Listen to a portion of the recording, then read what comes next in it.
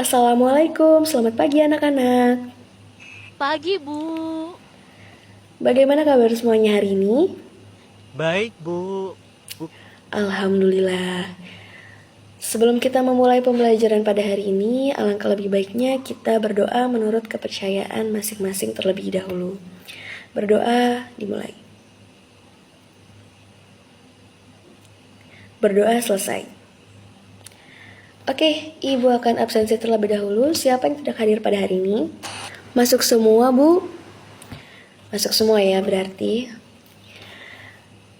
Sebelum memasuki materi berikutnya, apakah ada yang masih ingat tentang materi pertemuan minggu kemarin? Saya ingat, Bu, minggu kemarin kita mempelajari tentang peluang kerja akuntansi. Yap, betul sekali. Di minggu kemarin kita mempelajari materi tentang peluang kerja akuntansi. Dari materi pertemuan sebelumnya terdapat kaitan untuk materi pada hari ini, yaitu mengenai pedoman kerja akuntansi. Jika kita ingin mempunyai peluang kerja yang enak, peluang kerja yang mudah, kita harus tahu kan pedoman sebagai pekerja.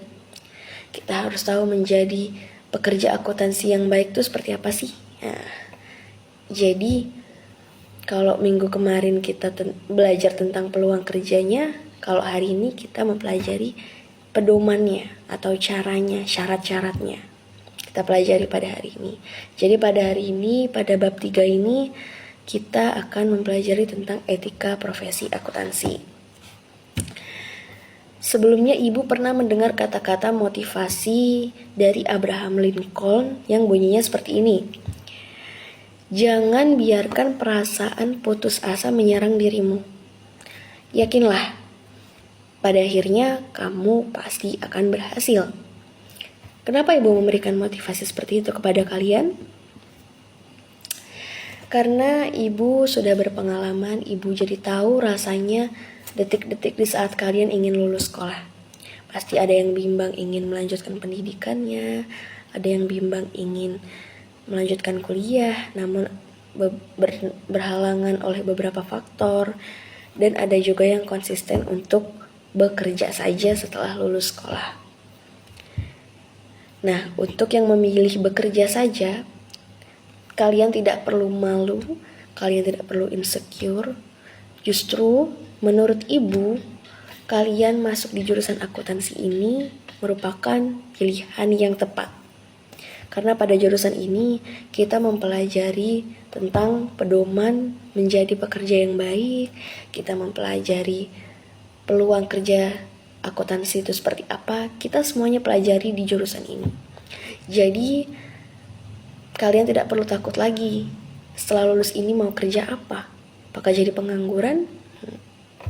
Semuanya memang tergantung nasibnya masing-masing, tapi kita juga perlu mempelajari bagaimana sih menjadi pekerja yang baik dan mudah diterima kerja itu seperti apa caranya. Itulah pembelajaran kita pada hari ini, memasuki bab 3 tentang etika profesi akuntansi. Baik, tujuan pembelajaran kita hari ini adalah peserta didik dapat mengetahui dan menjelaskan pengertian etika, perbedaan antara etika baik dan etika buruk, serta mampu mengidentifikasi etika profesi akuntansi menurut IAI, yaitu Ikatan Akuntansi Indonesia. Sebelum Ibu menjelaskan secara rinci, apakah ada dari kalian yang mengetahui pengertian etika? Saya, Bu. Ya, silakan dijelaskan.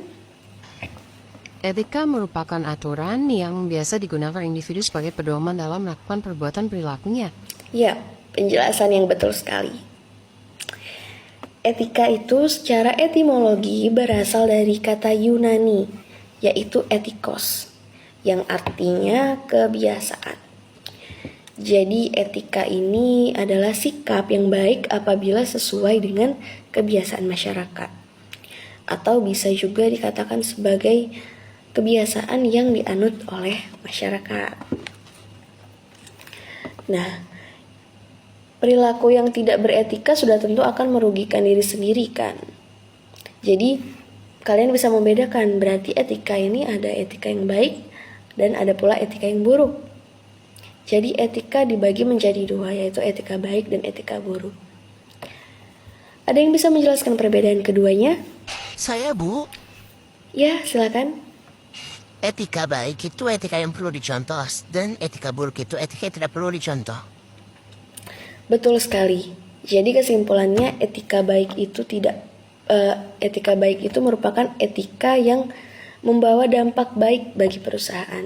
Jadi dia positif ya, perlu ditiru, perlu ditanam oleh diri kita. Contohnya etika baik itu seperti jujur, ramah, sopan, penampilan menarik, sabar, kritis, inovatif, dan lainnya. Banyak sekali. Lalu sebaliknya, etika buruk ini etika yang tidak perlu ditanamkan di diri kita atau tidak perlu dilakukan karena tidak baik untuk diri kita dan orang lain. Contohnya, etika buruk dalam bekerja itu seperti menjilat untuk keuntungan sendiri, itu tidak baik itu. Terus orang yang pura-pura baik di depan namun di belakang menusuk. Nah, itu juga sering terjadi di dunia kerja. Lalu menjelekkan orang lain, merugikan orang lain untuk mendapatkan posisi enaknya dia. Dan melakukan persaingan tidak sehat dalam karir itu tidak boleh dilakukan di dalam dunia kerja. Lalu, setelah mengetahui arti etika, selanjutnya Ibu akan membahas arti profesi. Profesi ini merupakan bagian dari pekerjaan, tetapi tidak semua pekerjaan adalah profesi. Jadi contohnya seperti ini profesi ya. Pekerjaan staf administrasi contohnya. Pekerjaan tersebut tidak termasuk dalam golongan profesi, karena staf administrasi bisa diangkat dari berbagai latar belakang pendidikan, pengetahuan, dan pengalaman. Jadi profesi ini merupakan pekerjaan yang berbasiskan pengetahuan luas dan keahlian tertentu yang dituntut tanggung jawab sosial dan moral kepada masyarakat. Setelah kalian tahu nih etika dan profesi, ada yang bisa menjelaskan keduanya? Ada yang bisa menjelaskan arti dari etika profesi akuntansi? Saya tahu, Bu. Ya, silakan. Etika profesi akuntansi adalah ketentuan yang melakukan pengaturan terhadap tindakan dari profesi akuntan. Betul sekali. Jadi, etika profesi akuntansi itu merupakan pengaturan tindakan ya. Contohnya dimulai dari cara berpikir, bersikap, bekerja, dan bertindak dalam pekerjaannya. Selanjutnya ada apa aja sih etika profesi menurut IAI atau Ikatan Akuntansi Indonesia? Itu ada 8. Pertama, perilaku profesional. Perilaku profesional ini merupakan prinsip dasar yang pertama dari etika profesi akuntansi. Karena setiap akuntan mesti menjaga nama baik profesinya. Salah satunya dengan cara bersikap profesional. Kedua, tanggung jawab. Seorang akuntan berkewajiban mempertanggungjawabkan hasil pemeriksaan untuk kepentingan publik. Jadi seorang akuntan mesti bertanggung jawab kepada pihak pengguna jasanya.